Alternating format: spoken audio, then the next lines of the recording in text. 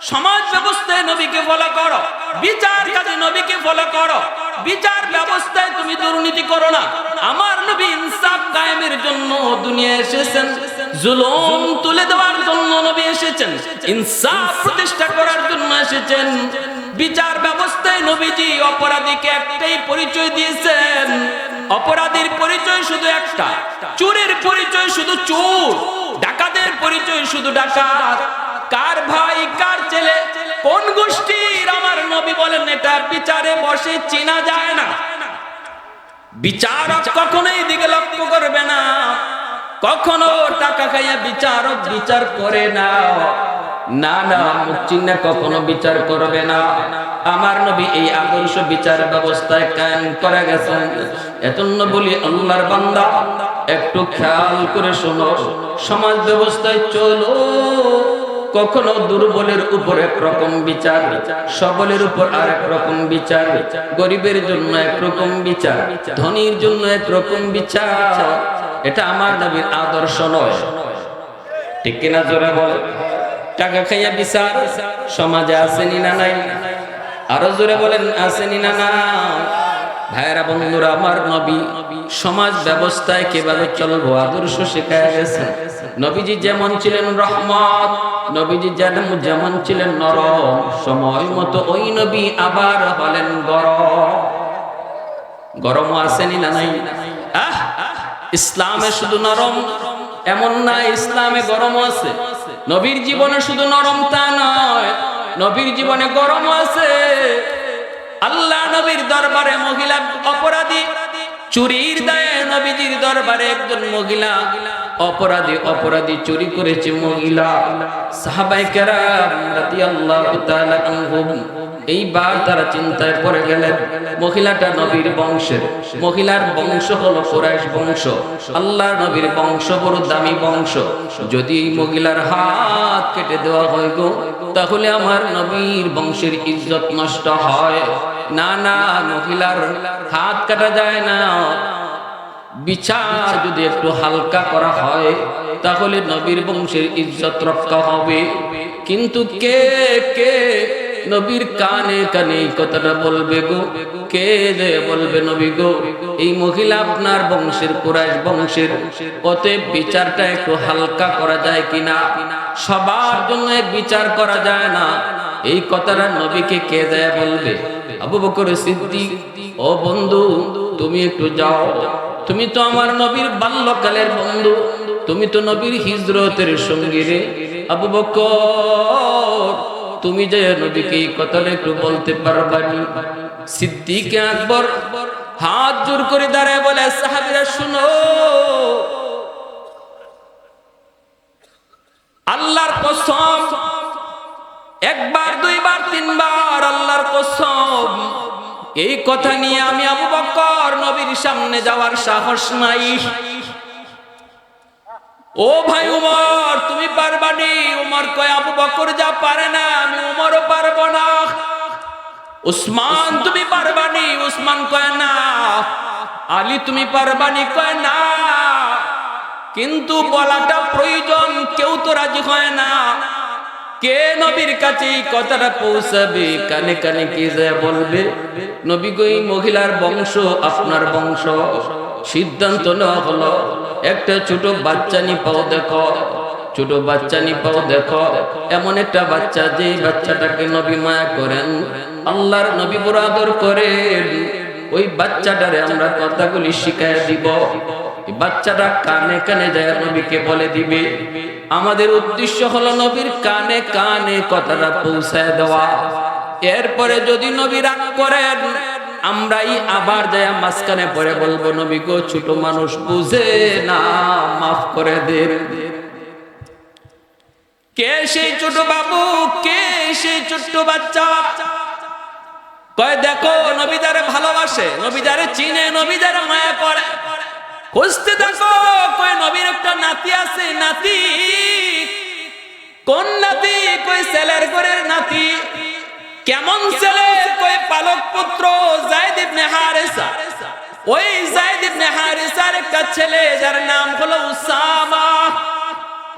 ছোট্ট বালক নবী মায়া করেন, দাদা নাতির সম্পর্ক বড় মধুর। উসামাকে আমরা কথাটা শিখায় দিব, আর উসামা দয়া নবীর কানে কানে বলে দিবি। উসামাকে আনা হলো সাহাবায়ে কেরামের মাঝখানে, কানে কানে কথাটা শিখায় দেওয়া হলো, উসামা এই কথাটা তুমি যায় দাদার কানে কানে বলে দিবা, আদর করে করে কানে কানে বলে দিবা। বলবা হাত না কেটে যদি আঙ্গুল কেটে দেওয়া হয় তাহলে বিচার হয়, আবার নবীর বংশের ইজ্জত রক্ষা হয়। এই কথাটা উসামাকে শিখায় দেওয়ার পর উসামা গেলেন আল্লাহর নবীর কাছে, নবীজির কাছে গেলেন। যাইয়েই দাদা দাদা কইয়া গালে গালে গাল লাগাইলেন, গলায় গলা মিলাইলেন। দাদা নাতির সম্পর্কটা একটা আদরের সম্পর্ক। শিশু বাচ্চারা যদি কোনো কিছু বলতে চায়, কোনো আবদার পেশ করতে চায়, তাহলে দেখবেন সবার আগে বাবার কাছাকাছি এসে ঘেঁষাঘেঁষি করে, গালে গালে গাল লাগায়, আদর করে, কাছে কাছে ঘিরে প্রথমেই আইসা আবদার করে না, আদর করে তারপরে আস্তে আস্তে কথাটা বলে। উসামা আইসা নবীর কানে কানে বলার আগে নবীর গায়ে গায়ে ঘেঁষতেছেন। নবী বলতেছেন, উসামা ভাই তুমি এমন কেন করো? কি ব্যাপার, কি কথা? কোনো কথা আছে নাকি? কোনো আবদার আছে নাকি? কোনো চাওয়া পাওয়া আছে নাকি? একটু বলো। তখন মুচকি হেসে কানে কানে বলেন, দাদা একটা কথা বলবো। নবী বলেন, বলো। দাদা গো, আজকে যেই মহিলা আপনার আদালতে চুরির অপরাধে ধরা পড়লো, এই মহিলা কোন বংশের জানেননি? নবী কয়, না জানি না, জানার প্রয়োজনও নাই। উসামা কয়, দাদা গো, এই মহিলার বংশ হলো আপনার বংশ, যেই বংশ আরবের মধ্যে শ্রেষ্ঠ বংশ, কুরাইশ বংশ। যদি এই বংশের কোন মহিলার হাত কেটে দেওয়া হয় তাহলে আপনার বংশের ইজ্জত যায়। ও দাদা, হাতটা না কেটে যদি আঙ্গুল কেটে দেন তাহলে বিচারও হয়, বংশের ইজ্জত রক্ষা হয়। এই কথা না নবীর কানে কানে বলা মাত্রই আমার নবী নরম দিলের নবী, সাথে সাথে নবীজি গরম হয়ে গেলেন। মুহূর্তের ভিতরে নবীজি বসা থেকে দাঁড়িয়ে গেলেন, নবীজির চেহারা লাল হয়ে গেল। সাহাবায়ে কেরাম নবীজির চেহারা দূর থেকে তারা ফলো করতেছিলেন। নবীজি যেই মাত্র গুসা হয়ে দাঁড়িয়ে গেলেন, সাহাবায়ে কেরাম তারা দৌড়ায় কাছে আসলেন। আয়েশা বলতেছেন, ইয়া রাসূলুল্লাহ, ছোট্ট মানুষ বুঝে না, বলে ফেলেছে, নবী গো মাফ করে দেন। আল্লাহর নবী তখন বলেন, সাহাবীরা শুনো, এই কথা আমার উসামার না, তোমরা উসামাকে কথাটা শিখায়া দিছো। আল্লাহু আকবার, জোরে বল। এই কথা আমার উসামার না, তোমরা কথাটা শিখায়া দিছো। তাহলে ভালো করে শোনো, ভালো করে শোনো, আমি নবী দুনিয়ায় এসেছি ইনসাফ কায়েম করার জন্য। আমি নবী দুনিয়ায় এসেছি ইনসাফ কায়েমের জন্য।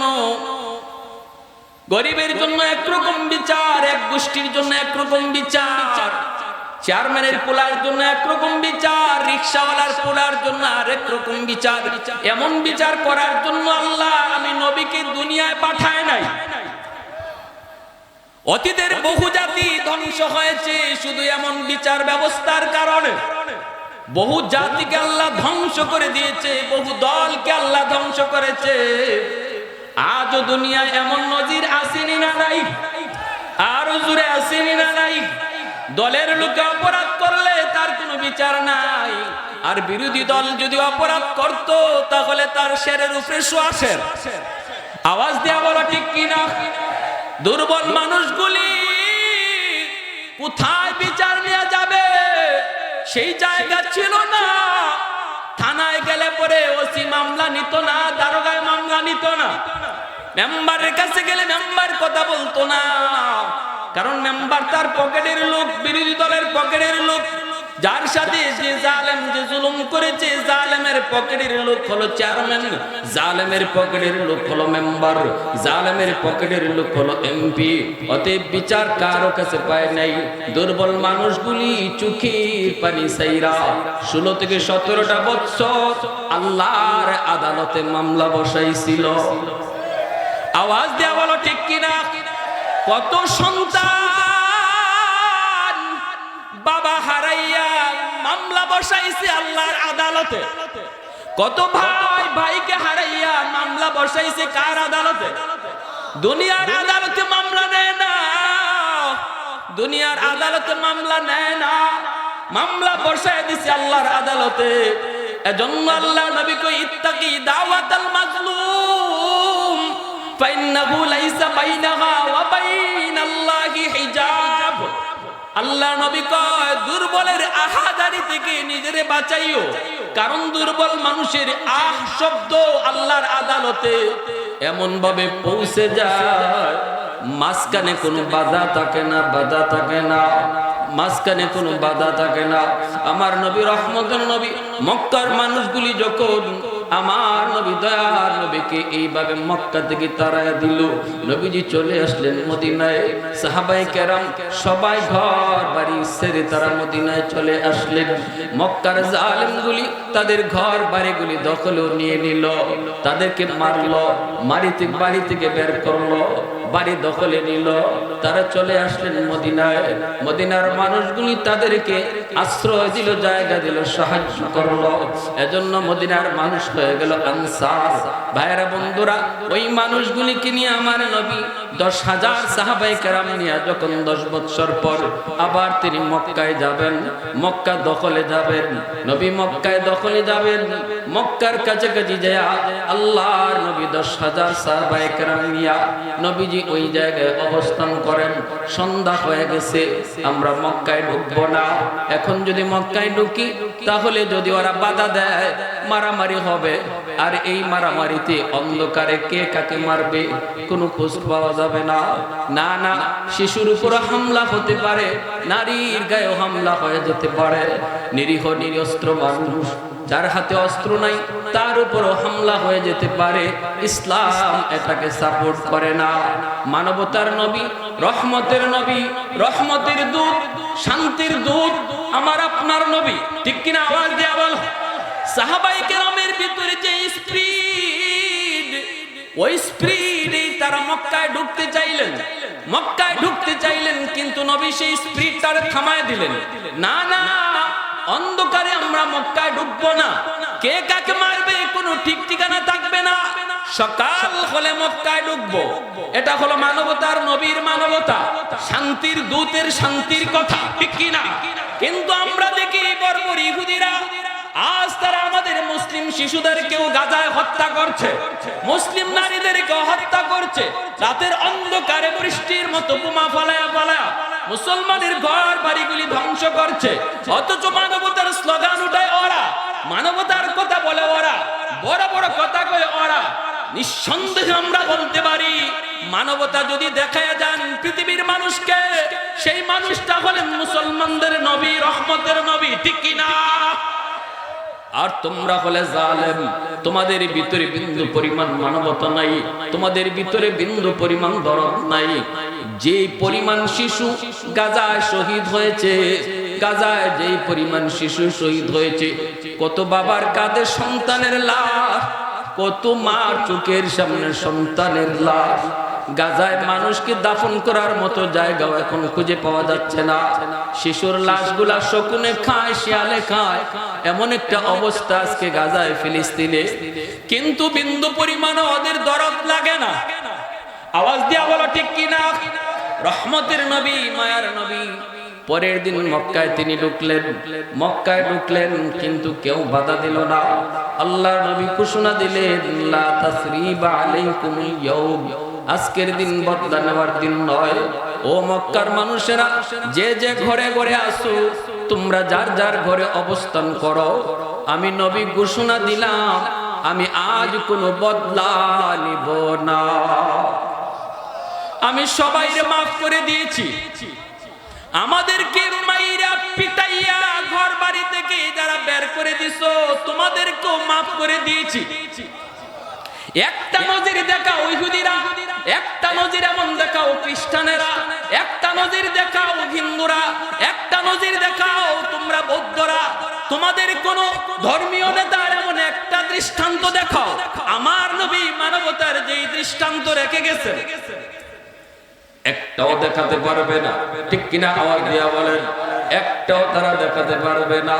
ইয়াসিন সে মৌলা নে কভি উनको পুকারা,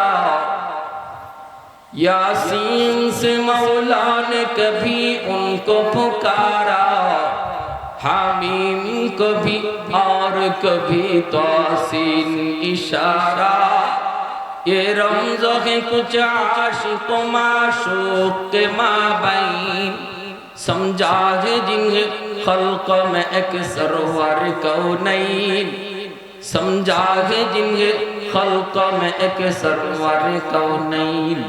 নবীজি বলেন আমার ভাই ইউসুফ তিনি যেইভাবে ভাইদেরকে ক্ষমা করে দিয়েছিলেন, আজ আমি এইভাবেই মক্কার মানুষদেরকে ক্ষমা করে দিলাম। কিভাবে ইউসুফ আলাইহিস সালাম ক্ষমা করেছিলেন সংক্ষেপে শুধু একটু ঘটনাটা বুঝি, তাহলে আমার নবীর ক্ষমা করার দৃষ্টান্তটাও আমাদের বুঝে আসবে। মনোযোগ কার কার আছে একটু হাত উঠে আল্লাহকে দেখান। আল্লাহ তুমি কবুল করো, জোরে বলি আমিন, আরো জোরে বলি আমিন। ইয়াকুব আলাইহিস সালাম সন্তান হলো 10 জন এক মায়ের, আর 2 জন হলো অন্য মায়ের। 10 জন এক মায়ের গর্ভের সন্তান, আর এক মায়ের গর্ভে হলেন 2 জন। সেই 2 জন হলেন ইউসুফ আলাইহিস সালাম, আরেকজন হলেন ইউসুফ আলাইহিস সালামের ভাই, নাম হলো বিনয়ামিন।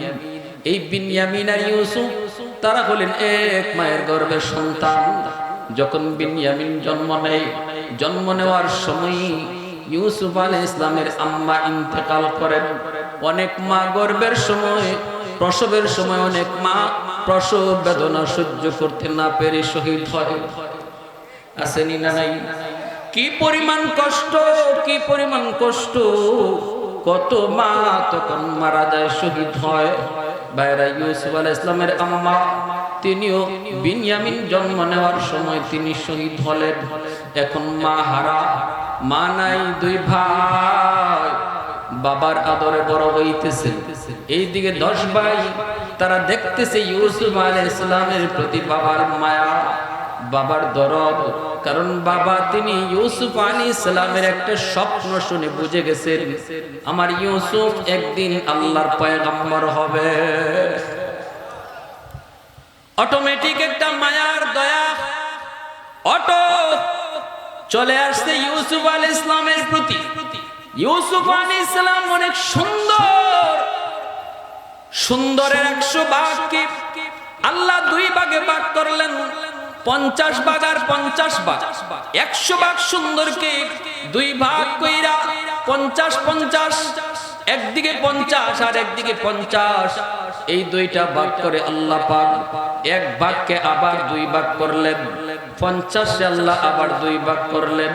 এই 2 ভাগের 25 ভাগ সৌন্দর্য দিয়া আল্লাহ ইউসুফ আলাইহিস সালামকে বানাইলেন, আর 25 ভাগ সৌন্দর্য দিয়া আল্লাহ পাক দুনিয়ার সমস্ত মাখলুক বানাইলেন।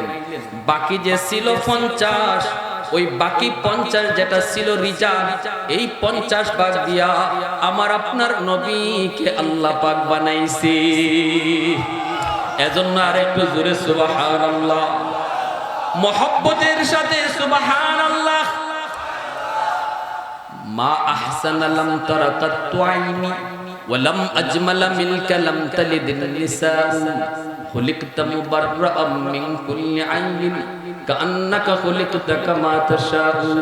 এজন্যই হাসান রাদিয়াল্লাহু তাআলা আনহু বলেন, নবী গো আপনার সৌন্দর্যের প্রশংসা আমি কেমন করে করব? আপনার মতো এত সুন্দর আমার চোখ কোনোদিন দেখে নাই। আপনার মতো এত সুন্দর কোন মা সন্তান জন্ম দিতে পারে নাই। নবী গো আপনারে আল্লাহ এত সুন্দর করে বানাইছে যেন আপনি যেভাবে কইছেন আল্লাহ এইভাবে আপনারে বানাইছে।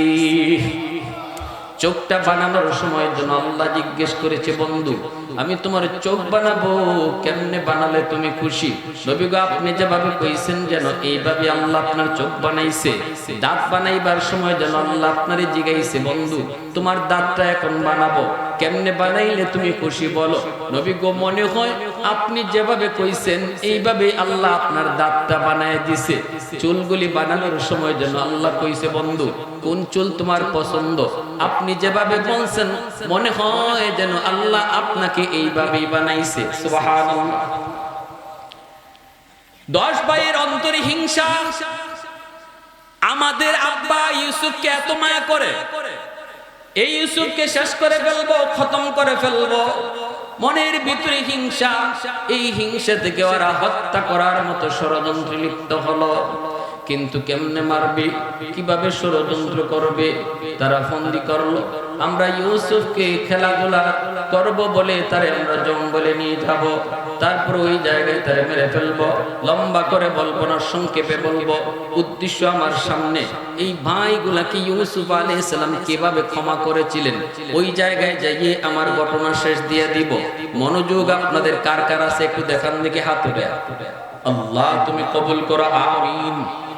ইউসুফ আলাইহিস সালামকে 10 ভাই বলতেছি, ইউসুফ তুই যাই আব্বাকে যায় বল, আব্বাকে যায় বল আমরা তোকে নিয়ে খেলাধুলা করতে যাব। ছোট মানুষ, খেলাধুলার প্রতি আগ্রহ আসেনি না নাই? ছোট মানুষ, খেলাধুলার প্রতি আগ্রহ বেশি। যে আব্বার কাছে কান্না শুরু করে দিলেন, আব্বা ভাইয়াদের সাথে আমি খেলতে যাব, আমার আপনি অনুমতি দেন। ইয়াকুব আলাইহিস সালাম তিনি ইউসুফকে কোথাও যেতে দেন না, চোখের দূরে যেতে দেন না, কারণ তিনি তো জানতেন, তিনি তো বুঝতেন আমার ইউসুফ ইউসুফ না। যদিও আজকের ছোট ইউসুফ একদিন আল্লাহর পয়গম্বর হবে। কেমনে চোখের আড়াল করি, কেমনে চোখের আড়াল।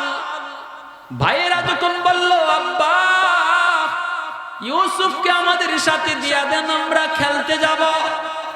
ইয়াকুব আলাইহিস সালাম কয়, কেমনে দেই? ইউসুফ যে বায়না ধরছে, আব্বা আমি যাব।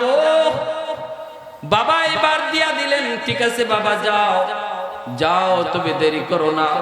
তিনি বলতেছেন, আমার তো ভয় হয়, আমার ইউসুফকে যদি তোমাদের সাথে দেই তাহলে যদি আমার ইউসুফকে বাঘে খেয়ে ফেলে, যদি আমার ইউসুফকে বাঘে খেয়ে ফেলে। তখন 10 ভাই কয়, আব্বা কোন কি, আমরা 10টা ভাই কত তরতাজা দেখছেন নি, বাঘ যদি আয় আমাদের ভাই ইউসুফকে খাওয়ার জন্য আমরা কি বসে থাকবো নাকি? এইভাবে বইনা ইউসুফ আলাইহিস সালামকে সাথে নিয়ে গেল। ইয়াকুব আলাইহিস সালাম ভালো করে জানতেন, ভালো করে বুঝতেন, আমার ইউসুফ নিতেছে ওরা, আমার ইউসুফ যাইতেছে ওদের সাথে, কিন্তু মনে হয় আমার ইউসুফ আর ফিরে আসবে না, মনে হয় আমার ইউসুফকে আর পাবো না, আর পাবো না। কারণ তাফসীরের কিতাবে লিখছেন ইনিও স্বপ্নে দেখছেন এমন একটা ভয়ঙ্কর স্বপ্ন, লম্বা কথা ওইদিকে যাব না। তারা নিয়ে গেল ইউসুফ আলাইহিস সালামকে, নিজের তাদের কাঁধে উঠাইলো, মায়া কইরা আদর দেখাইয়া, শুধুমাত্র বাবাকে দেখানোর জন্য, বাবাকে দেখানোর জন্য, বুঝতেওয়ার জন্য তারা কাঁধে উঠায় নিয়ে যাইতেছে। ইয়াকুব আলাইহিস সালাম চেয়ে চেয়ে দেখতেছেন, ইউসুফ যায়, হাসি মুখে যাইতেছে, চেহারার মধ্যে কত হাসি। বাবাও বিদায় দিতেছেন, ছেলেও বাবার কাছ থেকে বিদায় নিয়ে যাচ্ছে। কিন্তু ইয়াকুব আলাইহিস সালামের মনের ভিতরে দরফর দরফর করে, কেন জানি অজানা একটা ভয়, মনে হয় আমার ইউসুফ আর ফিরে আসবে না। কিন্তু ফয়সালা আসমানে হয়ে গেছে, বাধা দিয়া রাখতে পারতেন, কিন্তু বাধা তো দিলেন না, কারণ ফয়সালা আসমানে হয়েছে। এ ভাই, যদি আল্লাহর কুদরতি ফয়সালা কোনো কিছু থাকে তাহলে দেখবেন অনেক সময় আমাদের বিবেক ফেল হয়ে যায়, ঠিক না? আমাদের বিবেক কাজ করে না, কারণ এই জায়গায় আল্লাহর কুদরতি ফয়সালা। একটু মনোযোগ দিয়ে কথাগুলি শুনেন, বুঝেন। ইউসুফ আলাইহিস সালামকে 10 ভাই নিয়ে গেল, চোখের আড়াল, যেই মাত্র তারা দেখতেছে বাবাকে আর দেখা যায় না, যেই মাত্র তারা দেখলো বাবার চোখের আড়াল, সাথে সাথে কাঁধের মধ্যে থাকা ইউসুফকে ওরা মাটিতে ঠেকান দিয়ে ফেলে দিল, কাঁধ থেকে মাটিতে ফেলে দিল। ফালানো মাত্রই আরেক ভাই যে লাথি মারলো, আরেকজনে যে ঘুষি মারলো, আরেকজনে লাথি মাইরা আরেক ভাইয়ের পায়ে বলের মতো দিয়ে দিল। এইভাবে 10টা ভাই যখন একজন আরেকজন করে করে মারে আর কিল ঘুষি দেয় আর লাথি দেয়, ইউসুফ আলাইহিস সালাম পূর্ণিমার চাঁদের মতো সুন্দর তার চেহারা, এত সুন্দর কাঁদেন আর বলেন, ভাইয়া আমি কি দোষ করলাম? ভাগ্য আমাদের অনেক বড়, অনেক ভালো, কপাল অনেক বড়। নবী পাইলাম শ্রেষ্ঠ, উম্মত হলাম শ্রেষ্ঠ। বলি আলহামদুলিল্লাহ। আমাদের নবী নবী বলেন, আনা আফজালুল আম্বিয়া ওয়া উম্মতি আফজালুল উমাম।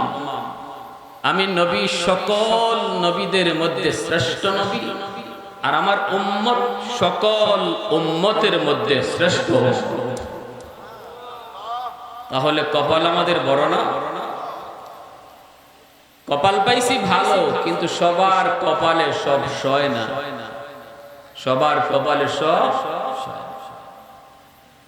এত বড় নবী, যে নবীর উম্মত হওয়ার জন্য বনি ইসরাইলের নবীরা পর্যন্ত আল্লাহর কাছে ফরিয়াদ করেছেন, আল্লাহ নবুয়তি চাই না, আখিরি নবীর উম্মত বানাও। সুবহানাল্লাহ। আল্লাহ কোন নবীর আবদার কবুল করেন নাই। একজন পয়গম্বর যার নাম হলো দানিয়াল আলাইহিস সালাম, আল বিদায়া ওয়ান নিহায়া কিতাবের ভিতরে লিখেন, বনি ইসরাইলের এই দানিয়াল পয়গম্বর, ইনি একটা অভিনব কায়দায় দোয়া করে বসলেন। ইনি বলতেছেন, আল্লাহ অনেকেই আবদার করছে আখেরি নবীর উম্মত বানাও, নবুয়তি চাই না, তুমি কবুল করো নাই, আমি এমন দোয়া করব না, তবে আমি একটা দোয়া করি, আল্লাহ এই দোয়াটা কবুল করো। আমার মৃত্যুর পর আমার লাশটারে তুমি পচাইও না, গলাইও না, সুরক্ষিত একটা জায়গায় রেখে দিও, যেন উম্মতে মুহাম্মদী কারো না কারো হাতে আমার কাফন দাফন হয়। সুবহানাল্লাহ ওয়া বিহামদিহি, সুবহানাল্লাহ। চিন্তা করছে আল্লাহ দানিয়াল আলাইহিস সালামের এই আবদার আর ফরিয়াদকে আল্লাহ কবুল করেছেন। এজন্য আল্লাহর নবী ভবিষ্যৎবাণী করেছেন, আমার উম্মতের কেউ না কেউ ইরাক বিজয় করবে, আর ইরাক জয় করার পর সেখানে পয়গম্বর দানিয়াল আলাইহিস সালামের লাশ পাবে, আর আমার উম্মতের কারো হাতে তার কাফন দাফন হবে। আবু মুসা আশআরী রাদিয়াল্লাহু তাআলা আনহু ইরাক বিজয়ের পর ইনি বলেন, আমার মাথায় নবীজির সেই ভবিষ্যৎবাণী ছিল, আমি খুঁজতে লাগলাম রাজদরবারের ভিতরে কোথায় দানিয়াল আলাইহিস সালামের লাশটা সুরক্ষিত আছে। খুব অন্ধকার একটা কুটি ঘরে আমি সেখানে ঢুকলাম, ঢুকে পেয়ে গেলাম একজন বয়স্ক মানুষ, চুল দাড়ি একদম সাদা হয়ে গেছে, লোকটা একটা কফিনের সামনে বসা, কফিনের মধ্যে একটা লাশ। আমি যে জিজ্ঞেস করলাম, মান হাযা, ইনি কে? তখন ওই বৃদ্ধ মানুষটা বলতেছে, ইনি আল্লাহর পয়গম্বর দানিয়াল আলাইহিস সালামের লাশ মোবারক। তখন আবু মুসা আশআরী রাদিয়াল্লাহু তাআলা আনহু ইনি খুব খুশি হলেন। ইনি বলেন, আমি ভাগ্যবান যে আমি আমার নিজ চোখে দুইজন পয়গম্বরকে দেখেছি, একজন আমার নবী, আরেকজন পয়গম্বর দানিয়াল আলাইহিস সালাম। ইনি নিজের হাতে কাফন দাফন করলেন।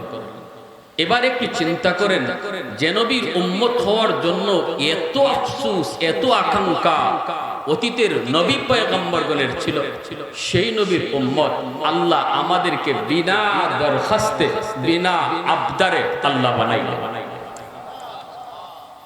এর শুকরিয়া আদায় করে শেষ করা যায়? কিন্তু কই, ওই যে বললাম কপালে সব সয় না। এজন্য দেখা যায় উম্মত এত বড় নবী পাওয়ার পর নবীর তরিকায় নাই, নবীর আদর্শ তার মাঝে নাই, নবীর আদর্শ মতো ঘর চলে না, নবীর সুন্নত মতো তার নিজের বডিটা চলে না, তার চুলের দিকে তাকালে বোঝা যায় না সে উম্মতে মুহাম্মাদি, তার দাড়ির কাটিং দেখলে বোঝা যায় না সে উম্মতে মুহাম্মাদি, মুসলিম নারীদেরকে চলতে আর হাঁটতে ফিরতে দেখলে বোঝা যায় না সে আখিরি নবীর উম্মত। ঠিক না? ঠিক না? শহরে বন্দরে গেলে পরে মুসলিম নারীদের পোশাক দেখলে বোঝাই যায় না যে এরা এত বড় নবীর উম্মত, এত বড় নবীর উম্মত।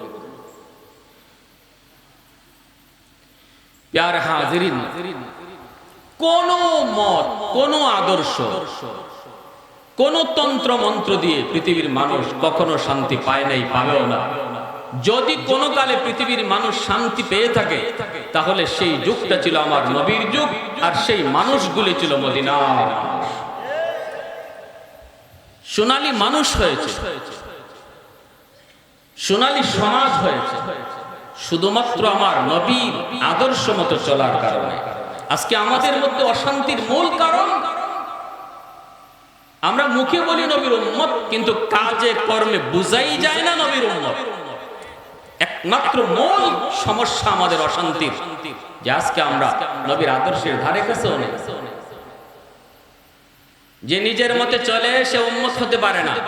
যে বলবে আমার মত মত নয়, নবীর মতে মত, তার নাম উম্মত।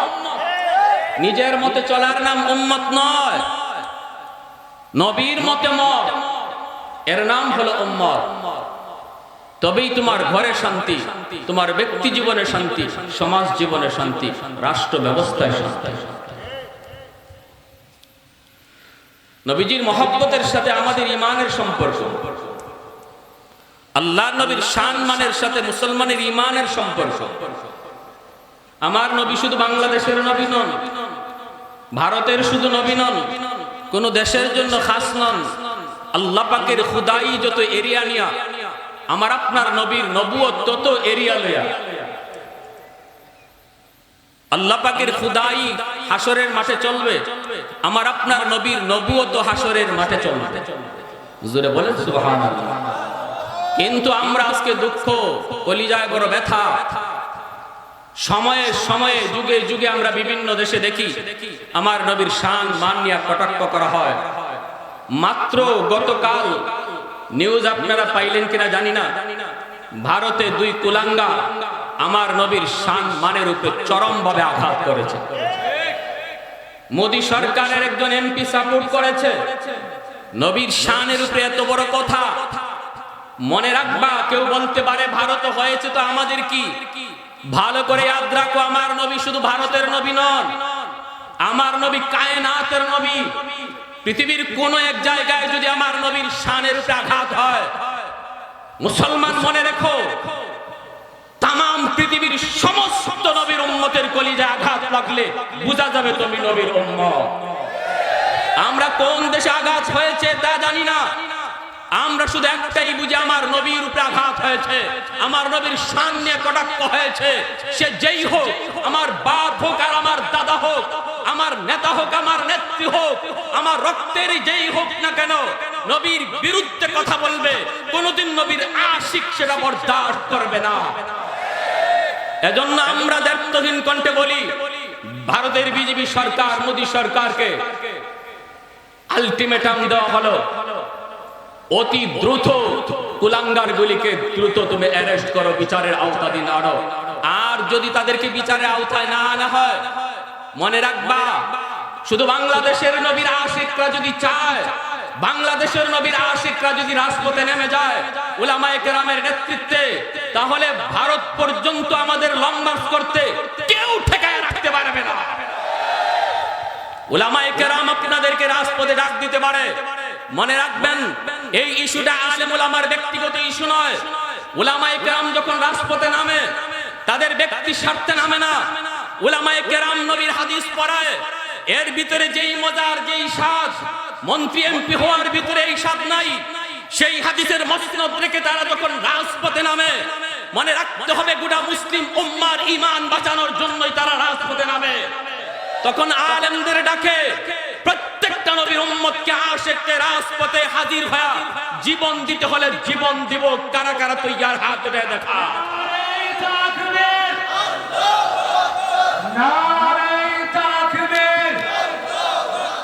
ইসলামের শত্রুরা, কমি মাদ্রাসার শত্রুরা,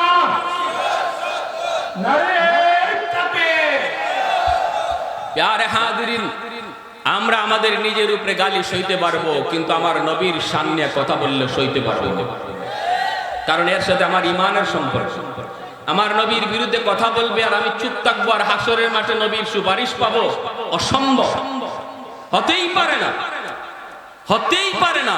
যদি আমি বলি নবীর উম্মত আর আমি কানে শুনলাম আমার নবীর বিরুদ্ধে কটাক্ষ হয়েছে, অথচ আমি আমার অবস্থান থেকে প্রতিবাদ করলাম না, মনে রাখবেন হাসরের মাঠে নবীও আপনাকে চিনবে না, কারণ এটা ঈমানের সাথে সম্পর্ক। লাকাদ মান্নাল্লাহু আলাল মুমিনিন ইয বা'আসা ফীহিম রাসূলা। আল্লাহ পাক রব্বুল আলামিন বলেন, মুমিনদের জন্য যত প্রকারের নিয়ামত আমি আল্লাহ তাদেরকে দান করেছি, সবগুলি নিয়ামতের উপরে সবচেয়ে বড় নিয়ামত হলো আমি তাদের মাঝে আমার নবী আমার রাসূলকে পাঠাইছি। সুস্থ দুটা হাত আমার আপনার কাছে নিয়ামত, সুস্থ দুটা চোখ আমার আপনার কাছে নিয়ামত, আল্লাহর পক্ষ থেকে নিয়ামত। সুস্থ দেহ আল্লাহর পক্ষ থেকে নিয়ামত, অক্সিজেন নিতেছি আল্লাহর পক্ষ থেকে নিয়ামত। যত প্রকারের নিয়ামত আমি আপনি গণনা করব, হয়তোবা গণনা করে শেষ করতে পারবো না। আল্লাহ বলেন সব নিয়ামতের উপরে সবচেয়ে বড় নিয়ামত হলো আমি আমার নবীকে তোমাদের মাঝে পাঠাইছি। কারণ এই হাত কোন কাজে ব্যবহার করলে জান্নাতি হয় জাহান্নামী হয় তা তুমি জানতে না। পা তুমি কোন পথে চালাইলে জান্নাতি হয় নাকি জাহান্নামী হয় তা তুমি জানতে না। সুস্থতার নিয়ামত তুমি পাইছো, কিন্তু এই সুস্থতার নিয়ামত কেমনে ব্যবহার করলে তোমার দেহ জান্নাতে যাবে তা তুমি জানতে না। জানাইলেন নবী আয়েশা, ঠিক কিনা জোরে বল, জানাইলেন নবী আয়েশা হাত কোন কাজে ব্যবহার করবা, চোখ তুমি কোন কাজে ব্যবহার করবা, পা তুমি কোন কাজে ব্যবহার করবা, দিমাগ তুমি কোন কাজে ব্যবহার করবা, সুস্থতার নিয়ামত তুমি কেমনে শুকরিয়া আদায় করবা, সব হাতে কলমে দেখাইলেন আমার নবী। এজন্য আল্লাহ বলেন নবী তোমাদের কাছে পাওয়া সবচেয়ে বড় নিয়ামত। নবী না পাইলে তোমার সব নিয়ামত জাহান্নামের লাকড়ি হইত। এ আমার বান্দা আল্লাহর গোলাম, আল্লাহ পাক রব্বুল আলামিন পরিষ্কার ভাষায় তিনি জানায় দিলেন আমার নবী তোমাদের কাছে সবচেয়ে বড় নিয়ামত। নিয়ামতের শুকরিয়া আদায় করো, আমি আল্লাহ নিয়ামত বাড়ায় দিব। জোরে কন্না সুবহানাল্লাহ। ঘরের ভিতরে নবীকে নবীর আদর্শ গ্রহণ করো, সমাজে নবীর আদর্শ গ্রহণ করো, বডির মধ্যে নবীর আদর্শ গ্রহণ করো। চুল কাটতে গেলে নবীকে ফলো করো, দাড়ি রাখতে গেলে নবীকে ফলো। আমি তো তোমাদের সাথে কোনো অন্যায় করি নাই, আমি তো তোমাদের কোনোদিন অবাধ্য হই নাই, কোনোদিন তো কোনো কষ্ট দেই নাই, কেন তোমরা আমাকে মারতেছ, কেন তোমরা আমারে আঘাত করো? তখন 10 ভাই একজন আর একজনের দিকে তাকায়, মুস্কি হাসি আর অট্ট হাসি দেয়, কই তোর আব্বারে ডাক, আব্বারে ডাক। ইউসুফ আলাইহিস সালাম মরুভূমিতে ডাকে আবি আবি, আব্বা আমাকে ভাইয়েরা মারে, আব্বা আমাকে ভাইয়েরা মারে, কিন্তু এই ডাক বাবার কানে আর পৌঁছে না, বাবার কানে এই ডাক আর পৌঁছে না। মেরে মেরে রক্তাক্ত করে ফেলল। এক ভাইয়ে কয় ছুরি দিয়ে আঘাত করে মেরে ফেল, আরেকজনে কয় গলার টিপ দিয়ে মেরে ফেল, আরেকজনে কয় এইভাবে মেরে ফেল।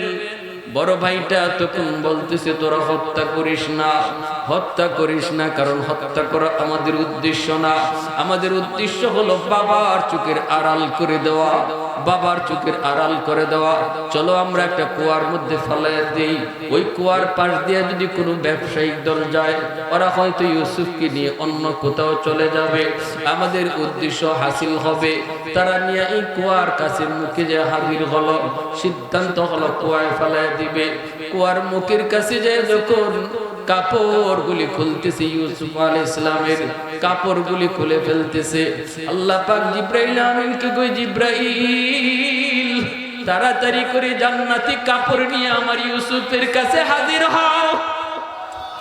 ওই যে দেখো জালেম 10টা ভাই আমার ইউসুফের কাপড় খুলে ফেলছে, জান্নাতি কাপড় নিয়ে হাজির হয়ে যাও, কুয়ার ভিতরে ফেলা দিবে। ওই কুয়ার ভিতরে কত সাপ কত বিচ্ছু, ওই সাপ বিচ্ছুর মুখে যেন আমার ইউসুফ যায় না পড়ে। রে জিব্রাইল, তুমি জান্নাতি একটা পাথর নিয়ে যাও, কুয়ার নিচে যায় তুমি ওই পাথরটা নিয়ে বসা থেকো। আমার ইউসুফ যখন উপর থেকে পড়বে, তুমি জিব্রাইল কোলের মধ্যে নিয়ে নিও, একটু পানিও যেন না লাগে, একটু আঘাতও যেন না পায়। তারপরে কুয়ার মধ্যে বসে এই পাথরের উপরে বসাইয়া আমি আল্লাহর দেওয়া জান্নাতি পোশাক তুমি ইউসুফকে পরায় দিও। একটু জোরে করুন না সুবহানাল্লাহ, আর একটু জোরে সুবহানাল্লাহ। ভাইয়েরা ফাটায় দিল, ভাইয়েরা দূরে সরায় দিল। একটু খেয়াল করেন, মক্কার মানুষগুলো আমার নবীর ভাই বেরাদর, ঠিক কিনা? এই মক্কার মানুষগুলো আমার নবীকে মক্কা থেকে এভাবে বের করেছিল। নবীজি মক্কার দিকে তাকায়া তাকায়া বলেছিলেন, হিজরতের রাত, এ আমার মক্কা নগরী, তোমার ভিতরে তোমার মাঝে আমার আল্লাহর খানায় কাবা, আমার আল্লাহর ঘর, তোমাকে ছেড়ে যেতে আমার মন চায় না। শিশুকাল থেকে বড় হয়েছি তোমার মাঝে, তোমাকে ছেড়ে যেতে আমার মন চায় না। কিন্তু আমার আপন মানুষগুলি যদি আমার সাথে ষড়যন্ত্র না করত, আমি কখনো তুমি মক্কাকে ছেড়ে যেতাম না। নবীজি চোখের পানি ফেলে ফেলে কান্দেন। আল্লাহ পাক জিব্রাইল পাঠায়া নবীকে সান্ত্বনা দেয়, নবী গো কান্দেন না, কান্দেন না, যেই জন্মভূমির দিকে তাকায়া তাকায় আপনি কাঁদতেছেন, আমি আল্লাহ ওয়াদা দিলাম, আমি আল্লাহ ওয়াদা দিলাম, অল্প দিনের ভিতরে এই জন্মভূমিতে আপনাকে রাজা বাদশাহ বানাইয়া আমি আল্লাহ পাঠাবো। একটু জোরে আওয়াজ দিয়ে সুবহানাল্লাহ, আর জোরে সুবহানাল্লাহ। লাইসা কাফাদলি লিমানিল মুলকু তো গোই তো সাজাওয়ার খুদাই, তো খুদা বন্দায়ামি নি, তো খুদা বন্দায়া সারি, تو خدا بند زمینی تو خدا بند سمائی، تو رحیمی تو کریمی تو سمیعی تو بصیری، تو معزی تو مذلی تو ملک العرش بجائی، بڑی از چوچرا ای بڑی از صورت رنگی، بڑی از عز نیازی بڑی از بیم امیدی، বড়ি আজ খুরদন ও খুফতন, বড়ি আজ তোহমত মরদন, বড়ি আজ বিম উমিদি, বড়ি আজ রঞ্জ বালাই। আল্লাহু আকবার। ভাইরা বন্ধুরা, ব্যবসায়িক কাফেলা যাইতেছে, বালতি ফালাইছে, আল্লাহ কই জিব্রাইল বালতির মধ্যে আমার ইউসুফরে উঠায় দাও। ব্যবসায়িক কাফেলা পানি মনে কইরা উঠায় দেখে এত সুন্দর বালক, এত সুন্দর চেহারা, সাথে সাথে 10 ভাই এসে হাজির, কইরা আমরার গোলাম, নিতে পারবা না, যদি নিতে হয় টাকা লাগবে। কিছু টাকা দিয়া ইউসুফ আলাইহিস সালামকে ওরা বিক্রি করে দিল, আর বলতেছে তোমরা কই যাবা? কই মিশর। কই তাহলে ভালো হইছে, মিশর লয়ে যাও, কিছু টাকা দাও। টাকা দিয়া, এই টাকা দিয়া ব্যবসায়িকরা তারা ইউসুফ আলাইহিস সালামকে কিনে নিয়ে চলে যাইতেছে। ইউসুফ আলাইহিস সালাম চোখের পানি জড়ায় কান্দে আর কই, ভাইয়া এই জন্মভূমিতে আমি বড় হয়েছি, এই মাটির সাথে আমার সম্পর্ক, এই মাটিকে আমি বড় ভালোবাসি, এই মাটির সাথে আমি কোনোদিন বেঈমানি করি নাই, বিশ্বাসঘাতকতা করি নাই, কেন তোমরা আমার জন্মভূমি থেকে আমাকে এইভাবে চিরতরে বিদায় করে দিচ্ছ? আমার আব্বার কি হালত জানি না, জানি না, বাবার কাছে আমার সালামটা অন্তত পৌঁছায়ও, জানি না আর কোন দিন বাবার সাথে দেখা হবে। এই বইলে ইউসুফ আলাইহিস সালাম চলে গেলেন। যাওয়ার পথে তিনি মায়ের কবর পাইলেন, যেই মা বিনয়ামিনের প্রসবের সময় ইন্তেকাল করেছিলেন, ওই মার কবরটা তিনি রাস্তায় পাইয়া ব্যবসায়িকদেরকে বলতেছেন, একটু সুযোগ দাও আমাকে। ওই যে কবর, এই কবরটা হলো আমার দুঃখিনী মার কবর, এই কবরটা আমি দুঃখিনী মার কবর। কত সন্তান মার কবরের পাশ দিয়া চলে যায়, কত সন্তান বাবার কবরের পাশ দিয়া চলে যায়, একটু দোয়া করে না, কত নালায় গান গেয়ে গেয়ে চলে যায়।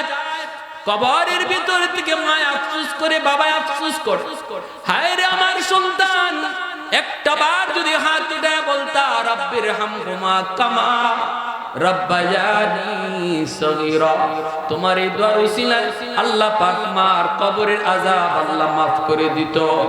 এজন্য বলি, সন্তান কবরের পাশে যায় ইয়াসিন পড়বে নাকি গান গাইবে, এই সিদ্ধান্ত এখন নিতে হবে। এখন যদি আমার সন্তানরা আমি মাদ্রাসায় পড়াই, আমার সন্তানকে যদি হাফেজ বানাই, আমার সন্তানকে যদি আলেম বানাই, আমার সন্তান কবরের পাশে গান গেয়ে যাবে না, আল্লাহর কোরআন তেলাওয়াত করবে, ইয়াসিন তেলাওয়াত করবে। ইউসুফ আলাইহিস সালাম মায়ের কবরের পাশে যায় কান্না শুরু করে দিলেন আর আল্লাহর কাছে দোয়া করতেছেন। এরপরে কাফেলা তারে নিয়ে গেল মিশর। মিশর যাওয়ার পর সেখানে অনেক লম্বা কাহিনী, জুলাইখার বিষয় বলবো না। মিশরের আজিজ মিশরের ঘরে তিনি বড় হলেন, আস্তে আস্তে বড় হলেন। এক পর্যায়ে তিনি জেলে গেলেন। জুলাইখা তারে ষড়যন্ত্র করে জেলে পাঠায় দিল। জেলে গেলেন। জেলে যাওয়ার পর বাদশা একটা স্বপ্ন দেখলো, এই স্বপ্নের ব্যাখ্যা তিনি করে দিলেন। এই ব্যাখ্যা করে দেওয়ার পর বাদশাতে তারে জেল থেকে বের করলো। তারপরে বলল বাদশা, ও মিয়া, তুমি তো অনেক বড় বুজুর্গ, অনেক বড় বুজুর্গ, অনেক বড় আল্লাহওয়ালা, এত সুন্দর স্বপ্নের ব্যাখ্যা তুমি আমাকে বলে দিছো। এবার বলো 7 বছর দুর্ভিক্ষ হবে, এই দুর্ভিক্ষ আমি ট্যাকেল দিব কেমন করে, কেমন করে? ইউসুফ আলাইহিস সালাম বলেন, 7 বছর দুর্ভিক্ষ হওয়ার আগে 7 বছর তোমাকে ভালো করে ফসল ফলাইতে হবে। তারপরে এই ফসল তুমি স্টক করে রাখবা। এই স্টক করা মাল, এই স্টক করা গম যখন দুর্ভিক্ষ চলবে তখন আস্তে আস্তে জনগণকে দিবা। এই কথাটা তিনি সমাধান দিয়ে দিলেন বাদশাকে। এইবার বাদশাহ কই দায়িত্বটাই দায়িত্ব কাকে দিব? ইউসুফ আলাইহিস সালাম বলেন, আমাকে তুমি খাদ্য মন্ত্রী বানাও, আমি এর উপযুক্ত, আমি যথাযথ এর বন্টন করব, কোনো সমস্যাই হবে না। আমাকে যথাযথ বন্টন করার সুযোগ দাও, খাদ্যমন্ত্রী আমাকে বানাও। বাদশা তারা খাদ্যমন্ত্রী বানায় দিল।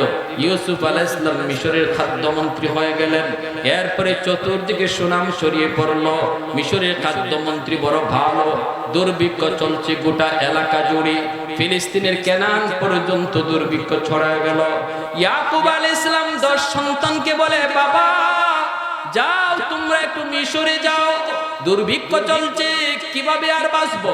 মিশরের খাদ্যমন্ত্রী নাকি অনেক ভালো, তার কাছে যাও, মনে হয় কিছু খাদ্য দিবে। 10 ভাই রওনা দিল মিশর। মিশরের খাদ্যমন্ত্রী অনেক উদার মনের, অনেক বড় দিলের। চলে আসলো 10 ভাই। ইউসুফ আলাইহিস সালাম 10 ভাইকে দেখা মাত্রই তিনি চিনে ফেললেন। আল্লাহু আকবার, জোরে বলেন। 10 ভাইকে দেখা মাত্র ইউসুফ আলাইহিস সালাম চিনে ফেললেন, কিন্তু 10 ভাই চিনল না। কেমন করে চিনবে? 10 বছরের ছোট্ট বালক ইউসুফ যারে কুয়ায় ফেলাইছিল, আজকে সেই কুয়ায় ফেলানো ইউসুফ মিশরের খাদ্যমন্ত্রী। এই কথাটা 10 ভাই ভাববে কেমন করে, কল্পনা করতে পারে নাই। ইউসুফ আলাইহিস সালাম চিনলেন ঠিকই। জিজ্ঞেস করতেছেন, তোমরা কোত্থেকে এসেছো? কই ফিলিস্তিনের কেনান থেকে। তোমাদের আর কোনো ভাই আছে নাকি? কয় হ, আমাদের আরেকটা ভাই আছে, তবে এই ভাইটা আমাদের মায়ের গর্ভের না, আমাদের বিমাত্রীয় ভাই। ইউসুফ আলাইহিস সালাম বলেন, ওই ভাইটার নাম কি? বলেন, নাম হলো বিনয়ামিন। ইউসুফ আলাইহিস সালাম আরো শিওর হয়ে গেলেন, এরাই আমার 10 ভাই, কারণ আমার ছোট ভাইটার নাম হলো বিনয়ামিন। বাবা আছে নাকি? বলে হ্যাঁ। ইউসুফ আলাইহিস সালাম বলতেছেন, ওদেরকে খাদ্য দিয়ে দাও। এরা যে টাকা পয়সা দিছে, এই টাকা পয়সা বস্তার ভিতরে আবার ঢুকায় দাও, যেন পরের বছর তারা আবার খাবার নিতে আসে। কিন্তু ওরা যেন টের না পায়। বস্তার ভিতরে, গমের ভিতরে এমন ভাবে ঢুকায় দিবা টাকা পয়সাগুলি, যেন ওরা টের না পায়, টের না পায়। এইভাবে ঢুকায় দিল। 10 ভাই খাবার নিয়ে দেশে গেল। ইয়াকুব আলাইহিস সালামের সামনে যখন খাদ্যগুলি ফালাইল, পয়সাগুলি তারা পায়া গেল। আব্বা, মন্ত্রী এত ভালো, এই যে দেখেন আবার খাবারের সাথে আমাদের পয়সাগুলিও ফিরাইয়া দিয়ে দিছে। আল্লাহু আকবার। আলহামদুলিল্লাহ, চলে আসছে। খুশ খবর না? আলহামদুলিল্লাহ। সংক্ষেপে শেষ দিলে 2টা মিনিট। রাজি আছে? হুজুর কষ্ট যদি না হয় 2 মিনিট। খাবার ফালানোর পর যখন দেখে টাকা পয়সাগুলি, তখন বলতেছে আব্বা এই টাকা পয়সাগুলি তো দেখা যায় মন্ত্রী আবার ফিরাই দিছে, কিন্তু আমাদেরকে বলছে পরের বছর যদি আমরা যাই আমাদের ছোট ভাই বিনয়ামিনকে যদি সাথে না নেই তাহলে খাবার দিবে না। ইয়াকুব আলাইহিস সালাম কয় ঠিক আছে বাবা, পরের বছর বিনয়ামিনকে লয়ে যাও। বিনয়ামিনকে সাথে নিয়ে তারা 10 ভাই গেল। ইউসুফ আলাইহিস সালাম বিনয়ামিনকে দেখেও চিনলেন, কিন্তু ভাইটারে নিজের কাছে কেমনে রাখবেন? রাতের বেলা যখন ঘুমাইতে যাবেন তখন 10 ভাইকে বলতেছেন আমি 5টা রুম দিলাম, দুইজন করে তোমরা এক রুমে থাকবা। 10 ভাই যদি দুইজন করে এক এক রুমে থাকে 5 রুমে, তাহলে আরেক ভাই বিনয়ামিন একা থেকে যায়, ঠিক না? ইউসুফ আলাইহিস সালাম কৌশল করলেন বিনয়ামিন কার সাথে থাকবে, তার তো কোনো জুরি নাই, তো বিনয়ামিন আমার সাথেই রাতে থাকবে।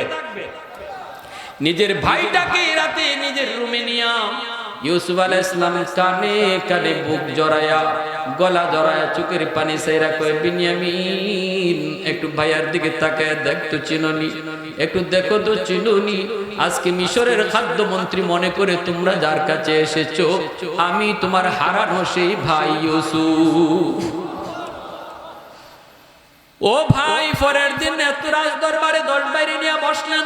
ইউসুফ আলাইহিস সালাম নিজের পরিচয় দিয়া দিলেন, সংক্ষেপে বলতেছি নিজের পরিচয় দিয়া দিলেন। 10 ভাই বলল আপনি ইউসুফ? বলে হ্যাঁ আমি সেই হারানো ইউসুফ।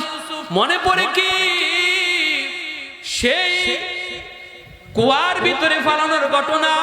বলে হ আমাদের সব মনে পড়েছে। তখনই ইউসুফ আলাইহিস সালাম বললেন আমার সব মনে আছে, কিন্তু এরপরও আমি তোমাদের ক্ষমা করে দিলাম। লা তাসরিবা আলাইকুমুল ইয়াউম, তোমাদের কোনো দোষ নাই, সব দোষ শয়তানের। ইউসুফ আলাইহিস সালাম ভাইদের কোনো দোষ দিলেন না, দোষ দিলেন শয়তানের। সব অপরাধ ক্ষমা করে দিলেন। এজন্য আল্লাহর নবী মক্কা বিজয়ের দিন বলেছিলেন আজ আমি ওই কথাই বলবো যেই কথা আমার ভাই ইউসুফ বলেছিল। মক্কার মানুষগুলি আমাকে মক্কা থেকে বিতাড়িত করেছে, আমি মক্কা দখলে এসেছি, ঘর বাড়ি ফিরাই নিতে পারি, কিন্তু আমার সাহাবীদেরকে বললাম বাড়ি করে যাও, দখল বুঝায় নেওয়ার জন্য নয়, মালিকানা ওদেরকে বুঝায় দিয়ে আসো। আল্লাহু আকবার, জোরে বলেন। যারা তোমাদেরকে আমাদেরকে ঘর থেকে বাইর কইরা দখল নিয়েছে, আজকে আমরা তাদের কাছ থেকে দখল নেওয়ার কথা, কিন্তু আমি নবী ঘোষণা দিলাম দখল নিবা না, বরং এতদিন তাদের দখল ছিল, মালিকানা ছিল না। আজকে প্রত্যেকে যার যার বাড়ি গিয়া ওদেরকে মালিকানাটাও বুঝায় দিয়ে দাও। সাথে সাথে আমার নবীর এই উদারতা দেখে দলে দলে মক্কার মানুষগুলি কালেমা পড়ে মুসলমান হয়ে গেল। ওই দিন যেই পরিমাণ মানুষ মুসলমান হয়েছে মক্কা বিজয়ের দিন, কোনো নজির নাই, কোনো ইতিহাস নাই, সব ব্রেক করেছিল। ভাইয়েরা বন্ধুরা, শুধুমাত্র আমার নবীর আখলাক আর উদারতার আদর্শের কারণে, ঠিক কিনা? এই মাসটা হলো আমার নবীর দুনিয়ার আগমন এবং দুনিয়া থেকে বিদায়ের মাস। কি ছিল আমার নবীর আদর্শ? নবীর আদর্শ ছিল সাধারণ ক্ষমা করে দেওয়া। আজ আমাদের সমাজ ব্যবস্থার ভিতরে আমরা দেখি ভাই যদি একটু দ্বন্দ্ব করে, ভাই যদি একটু কটু কথা কয়, কেউ কাউরে ছাড়তে রাজি না, কেউ যদি ফানিসিটা দেয় আরেকজনের শরীরে দিয়া দেওয়ার লাগে রেডি থাকে, ঠিক না? ফানিসিটার বদলা আরো কঠিন ভাবে দেওয়ার চিন্তা করে। ভাই ভাইয়ের সম্পদ নষ্ট করতেছে, ভাই ভাইয়ের সম্পদ আত্মসাৎ করতেছে, ভাই বোনের সম্পদ নষ্ট করতেছে। দেখা যায় বাবা মারা গেছে, বোনের অংশ আছে, কিন্তু ভাই বোনের অংশ দিতেছে না। এইভাবে সমাজে চলছে জুলুম আর অন্যায় আর অত্যাচার। একটু নিজেরে বুঝান, এই মাসটা হলো আমার নবীর আদর্শ গ্রহণ করার মাস, নবীর আদর্শ থেকে নিজের সবক নেওয়ার মাস। আসুন পরস্পরে মিলেমিশে সবাই সবার হক যার যার মতো করে প্রত্যেকের হক বুঝে চলি, আমার সীমানা বুঝে চলি, অন্যের হকের উপরে আঘাত না করি, অন্যের হক দখলে নেওয়ার চেষ্টা না করি। যদি প্রত্যেকে আমার সীমানা মতো চলার, সীমাবদ্ধতার ভিতরে চলার চেষ্টা করি, সমাজে অশান্তি আসতে পারে, ঠিক কিনা জোরে বলেন? স্বামী স্ত্রীর ভিতরে যে যতটুকু অবস্থানে আছে এতটুকু অবস্থানে থাকো। স্ত্রীর যতটুকু অধিকার এতটুকু অধিকার স্বামী তুমি তারে দাও। স্ত্রী যতটুকু নেওয়া এতটুকুই নাও, এর বেশি না। যদি আমরা এতটুকু মাইনা চলতে পারি তাহলে ঘরেও শান্তি আসবে, সমাজেও শান্তি আসবে। পথ একটাই, শুধু আমার নবীর আদর্শ, নিজের মতে মত নয়, আমার নবীর মতে মত, তার নাম উম্মত। আল্লাহ আমাদের সবাইকে কথাগুলো বুঝার এবং সে অনুযায়ী চলা তৌফিক আল্লাহ সবাইকে দান করুন। আজকের এই যুবকদের আয়োজনকে আল্লাহ কবুল করুন।